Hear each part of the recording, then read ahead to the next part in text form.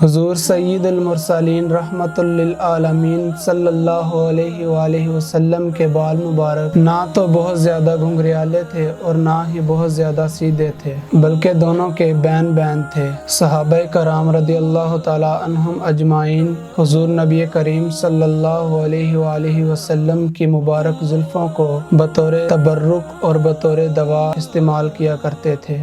حضرت خالد بن ولید رضی اللہ تعالی عنہ فرماتے ہیں کہ خوش قسمتی سے میرے پاس بھی حضور نبی کریم صلی اللہ علیہ وآلہ وسلم کے بال مبارک تھے، میں نے ان کو اپنی ٹوپی کے آگے کی طرف سی رکھا تھا۔ ان بالوں کی برکت تھی کہ ہر میدان میں فتح اور نصرت میرا مقدر رہی۔ حضرت ام سلمہ رضی اللہ تعالی عنہا کے پاس بھی حضور نبی کریم صلی اللہ علیہ وآلہ وسلم کے بال مبارک تھے۔ آپ فرماتی ہیں کہ جب بھی مدینے میں کوئی بیمار ہوتا یا کسی کو نظر لگتی تو میں وہ بال مبارک پانی میں بھگو کر اس مریض کو وہ پانی پلا دیتی تو وہ شفا یاب ہو جاتا، تو مریض وہ پانی پی کر شفا یاب ہو جاتا۔ ہم سیاہ کاروں پہ یا رب تپش محشر میں، ہم سیاہ کاروں پہ یا رب تپش محشر میں، سایہ فگن ہوں تیرے پیارے کے پیارے گیسو، سایہ فگن ہوں تیرے پیارے کے پیارے گیسو۔